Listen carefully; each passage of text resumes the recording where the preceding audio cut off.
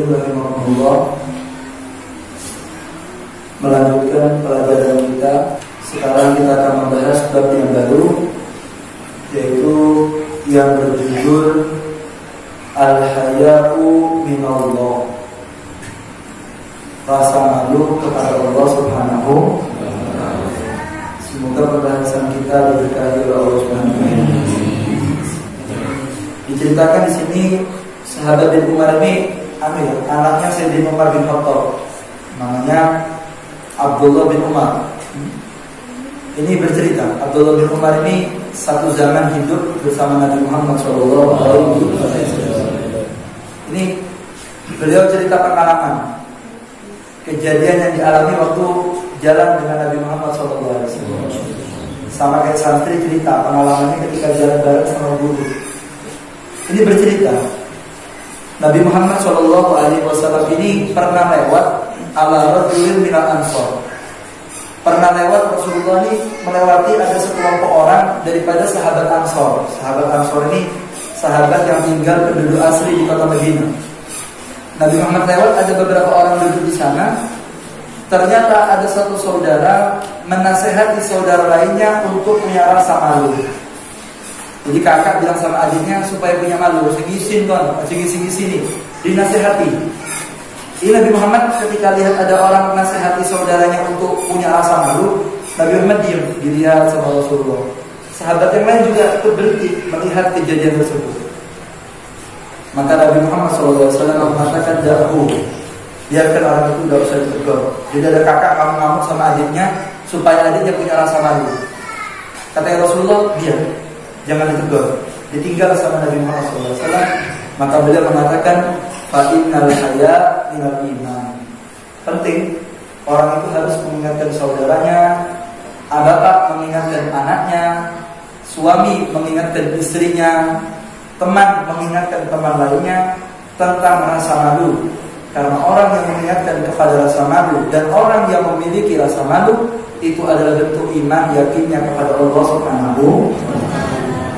Artinya kalau sudah ada satu keluarga, ada satu pertemanan, tidak pernah di dalamnya diingatkan tentang rasa malu. Bapak tak pernah nasihat ke anaknya supaya anaknya punya rasa malu. Suami tidak pernah bilang kepada istrinya supaya punya rasa malu. Maka ini adalah keluarga yang belum beriman kepada Allah Subhanahu wa ta'ala. Fadilal haya minal iman, karena bagian malu itu adalah merupakan bagian besar dari agama Islam. Semoga kita diberikan rasa malu oleh Allah Subhanahu wa ta'ala. Bahkan dalam beberapa riwayat dikatakan al-haya la ya'ti illa bi khair. Sesungguhnya rasa malu ketika masuk ke dalam hati tidak akan menghasilkan dari rasa malu itu kecuali kebaikan-kebaikan. Orang kalau sudah di hatinya ini ada rasa malu kepada Allah, maka yang dia kerjakan pasti baik, yang dia pikirkan pasti baik. Sikap yang diambil adalah sikap yang terbaik. Apa sebab? Karena ada rasa malu yang ada di dalam hatinya. Orang yang mengambil keputusan tanpa didasari rasa malu, ujung-ujungnya tidak mungkin baik. Pilihan yang diambil tanpa rasa malu, ujung-ujungnya tidak akan berhasil. Segala usaha tanpa didasari rasa malu yang ada besar dalam hatinya kepada Allah, maka akan menyebabkan kegagalan di hadapan Allah Subhanahu wa ta'ala. Karena manusia itu dirasa malu, todus. Sampai diceritakan para sahabat Nabi Muhammad SAW.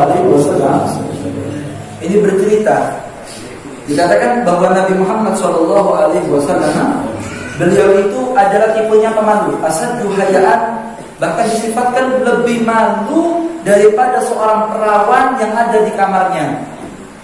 Perawan itu kan pemalu, gak wani, nyetek lanang itu gak wani. Orang perempuan yang perawan tidak berani dia itu untuk chatting laki, untuk ketemu isin. Ini perawan zaman zaman dia zaman now ini wis hancur ya. Ini sampai dikatakan oleh sahabat, kalau sampean hidup satu zaman sama Rasulullah, sampean akan lihat dengan kedua mata sampean bahwa Nabi Muhammad itu orang yang pemalu. Sampai dikatakan kalau seandainya perawan yang ada di kamar sama Nabi Muhammad itu lebih malu, Rasulullah lebih punya sifat malu. Nabi Muhammad mengalahkan perawan-perawan yang ada di kamarnya. Oh, tidak pernah ngomong. Nabi Muhammad ini tipe manusia tidak banyak ngomong, diam. Rasulullah diam. Pemalu sekali diam. Sampai para sahabat dikatakan apabila Nabi Muhammad SAW melihat sesuatu yang tidak cocok, melihat pemandangan yang tidak pas, faidaro asyik an yakrahu arafnahu fi wajhi. Kami akan tahu dari wajah Nabi Muhammad yang berubah. Kalau sudah mukanya Rasulullah pasang muka dan enak, kami semua para sahabat langsung sadar bahwa di antara kita ada bersalah, ada perbuatan yang tidak beres, sehingga wajah Nabi Muhammad yang berseri-berseri, yang biasa senyum-senyum, tiba-tiba berubah jadi tidak enak, senyuman tidak enak. Menurut Rasulullah, oh berarti ada dua salah di antara kita. Inilah sifat malu yang ada dalam diri Nabi Muhammad SAW. Pemalu. Nabi Muhammad ini tipe-tipe pemalu. Bahkan mengalahkan pemalunya daripada para perawan-perawan. Ini perawan dulu ya. Saiki sampai kalau perawan sing original Siti ya sekali ya jadi gini. Para kompak gini. Ada original. Salone, ada balado, ini rasa sapi panggang, ini sudah kena macam-macam. Saya ori tidak ada. Ori sedikit, paling saya ketapan. Saya itu alhamdulillah. Ori ya, tidak pernah dipegang laki, tidak pernah dicium sama laki itu ori, pemenang ori. Sedikit, rata-rata mereka tidak punya rasa malu dalam dirinya karena mereka jauh dari akhlak Nabi Muhammad SAW. Sampai tahu rasa malu ini.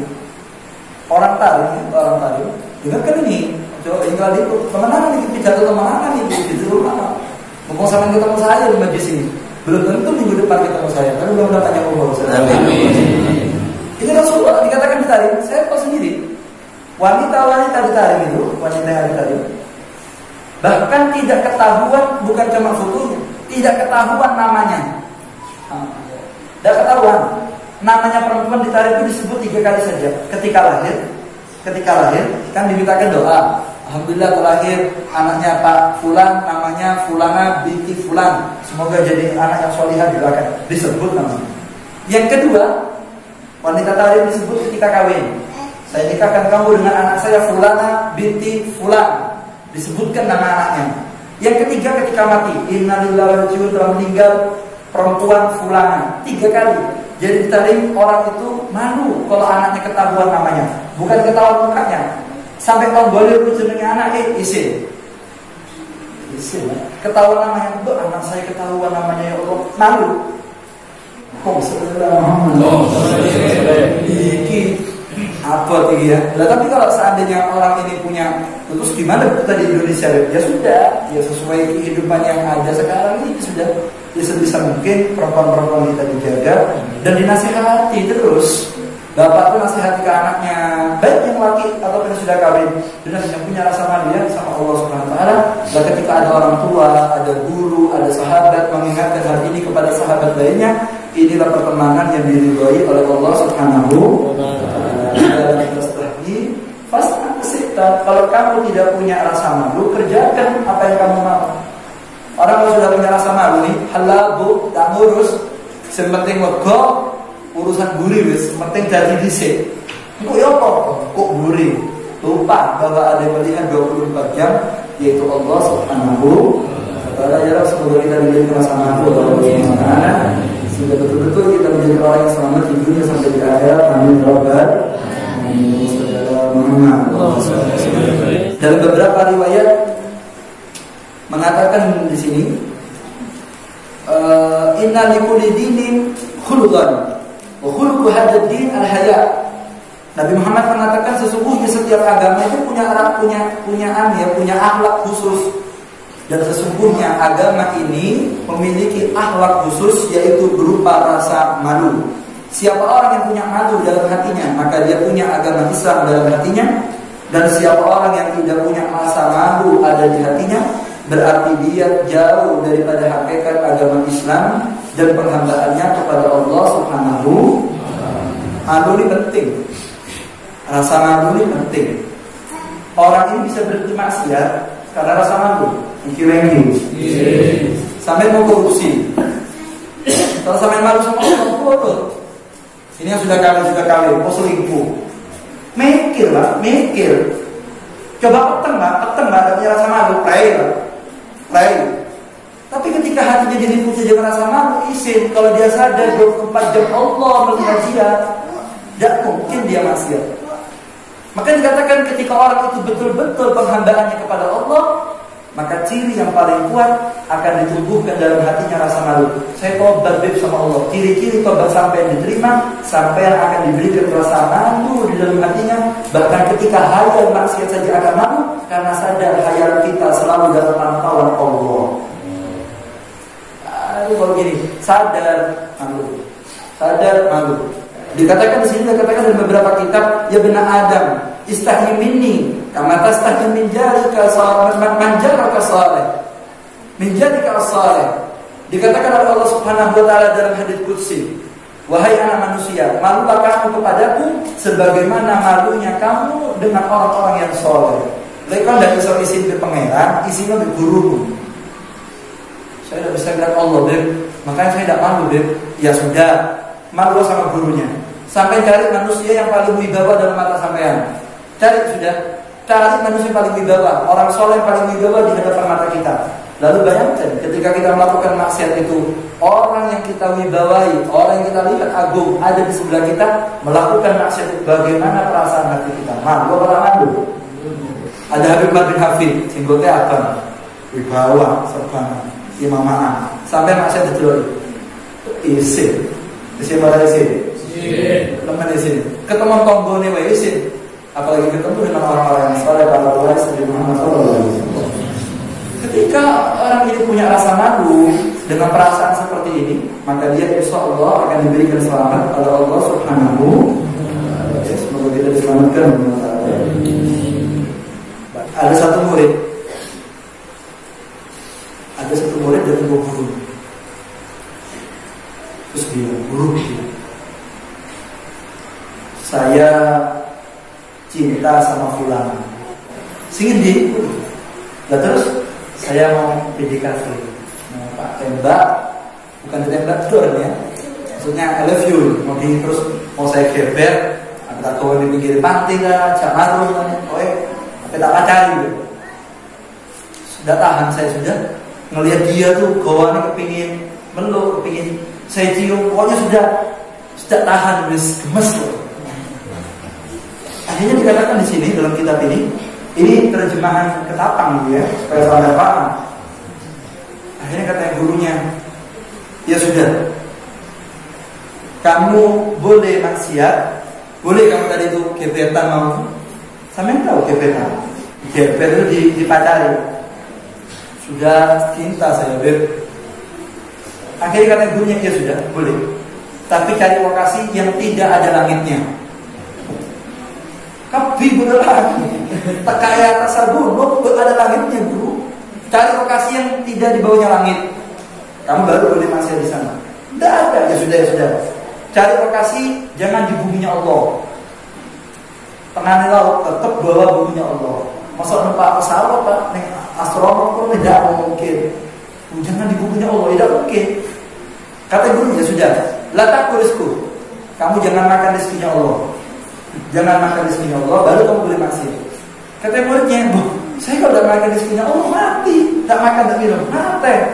Kata gurunya, ya Allah, bagaimana sih kau ini? Kau di bawah langitnya Allah, kau ada di atas buminya Allah, kau makan setiap hari dikasih makan Allah, nafasnya kau fasilitas dari Allah, habis itu kau pakai untuk melukai Allah. Apakah gunakan untuk telanjang depan yang bukan mahram di hadapan Allah? Apakah gunakan untuk minum Allah melihat tahu? Sedangkan kau beli pakai uangnya Allah, kau tinggal di atas bumi Allah, dinaungi 24 jam dengan langitnya Allah, nafas yang dikirim sama Allah, pasti dipakai untuk masyarakat sama Allah. Apa masa saya tadi? Kau tidak malu wahai anakku. Langsung murid ini gemeter hari ini. Ya Allah, tobat. Setelah itu, setelah dengar omongannya gurunya, sadar kalau dia makan dari rezekinya Allah, tinggal di buminya Allah, ada di bawah langitnya Allah. Maka ketika dia sadar akan hakikat ini, baru dia sadar 24 jam dalam pandangan Allah, maka akan timbul rasa malu dalam hatinya. Lah rasa malu inilah yang akan membuat rim bagi badannya untuk tidak lagi maksiat kepada Allah Subhanahu wa taala. Makanya ini penting. Orang rasa malu ini penting. Kalau tidak ada rasa malunya, lewat. Di kitab ini diceritakan ada satu orang safara fi ghobah. melakukan perjalanan masuk ke dalam hutan. Ya, kayak anak agar batu menembus hutan. Setelah itu, fasami asal tersebut. Kemudian orang yang tadi masuk hutan, ketika perjalanan di tengah hutan, mendengarkan sami asal tersebut, mendengarkan suaranya seekor binatang buas. Dengar suaranya macan. Wah, namanya orang ya. Dengar suaranya macan, dengar suaranya binatang buas, ngetek apa ngetek? Ya, sampai di rumah sama istri itu kuncian rumah ditutup, di depannya pintu ada macan. Ya apa sampai ngetek apa ngetek? Ada ini tentang ngetek kalah HP, ada macan di rumah gue. Orang zaman sekarang situ status ngetek. Akhirnya orang ini karena ketakutan, bahasa sudah sejarah, ngalah pohon sekali raja, ongkeh. Naik sampai di atas. Ketika sudah naik di atasnya pohon, tek-tekan, mengintai ke bawah, ke bawahnya semak belukar, dilihat orang di pohon. Setelah itu aqbala sabu yabuthu fil ardi ghariban minhu. Ternyata binatang yang jauh tadi mendekat sampai ke pohonnya orang yang naik tadi, muter-muter di sana. Ini macan itu muter-muter di sana pohon. Ghariban minhu dekat dengan dia. Muter kita yang macam longgur dideloki, muter lagi. Akhirnya orang datang ke pohon dudukkan macan ini pindah-pindah. Akhirnya setelah agak lama suman sorofan. Akhirnya singanya nunggu kesel, ditinggal orang ini. Ketika sudah lihat kondisi betul-betul aman, fanazala rajul wa wajada insanan na'iman. Ketika orang itu turun dari pohon, wujud ke pohon, nazala minas sajar, turun dari pohon sampai di bawahnya pohon, ternyata di sebelah pohon yang tempat dia naik pohon ada orang tidur, pohon turun. Jadi dia dudukkan ada di atas, ternyata pohon sebelah ada orang tidur, kelesetan. Orang ini turun, dibangun orang itu. Kak,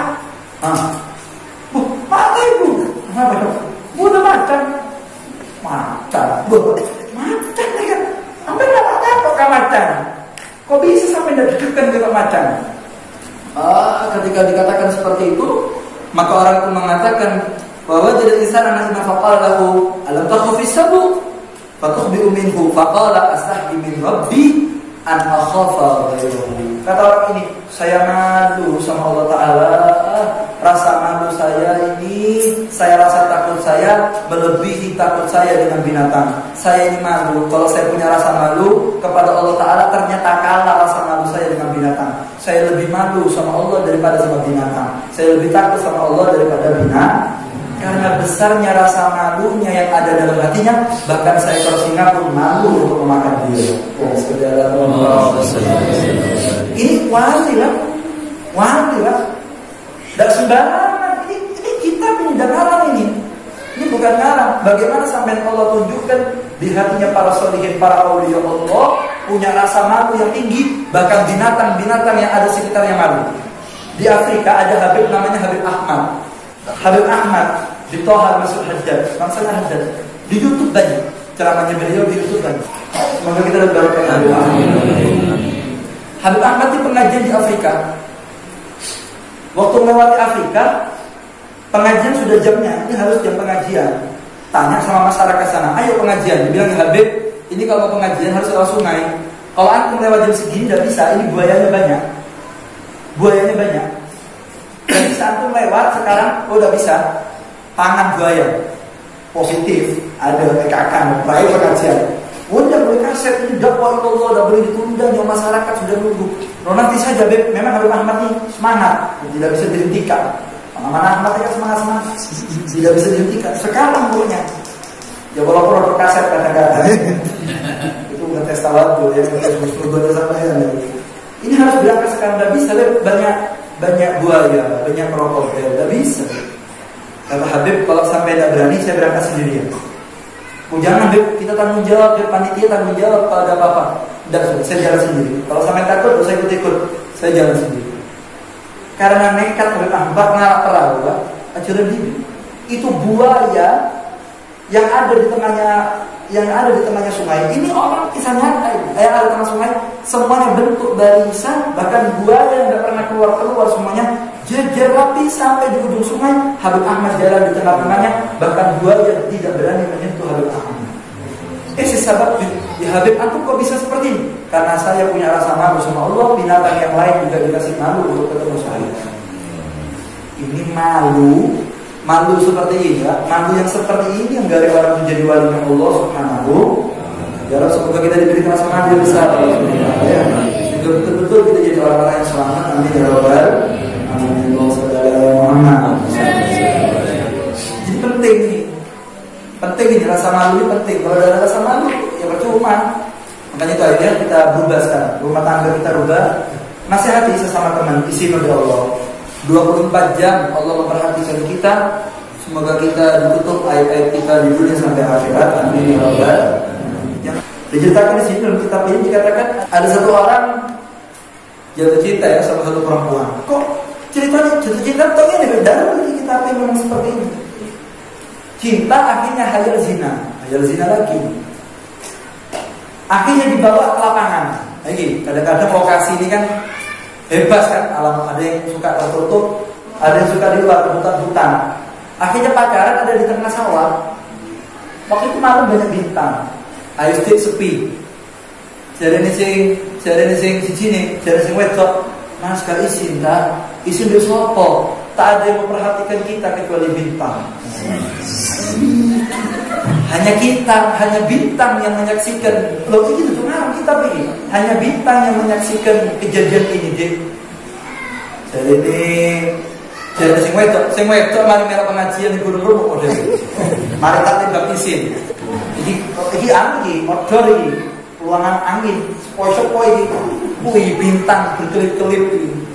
Di langit yang biru ya. Luar biasa.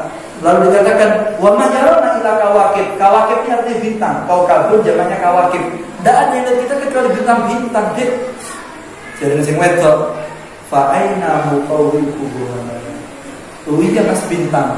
Lalu bagaimana dengan zat yang menciptakan bintang? Iya bintang. Terus apa sampai lupa bahwa sekarang kita diperhatikan orang-orang oleh zat yang menciptakan bintang. Bintang yang menciptakan bintang sekarang lihat kita, Mas. Ketika dengar omongan itu, lakinya lumayan soleh. Langsung istighfar. Astagfirullah. Ayo wis mulih. Semoga gagal ya rencana kami. Iki subhanallah mari ngaji pisan. Iya, bener. Mau kembali ngomong ngaji. Semoga selamat berada ya. Ini berdoa ini, bab ini tidak bisa. Sekarang orang ini seperti jadi disik. Kok mas? Kok obat kalau ngaji di Habib di sepuluh. Lalu ya kalau sempat ngaji. Kalau tengah perjalanan diserempet, sampai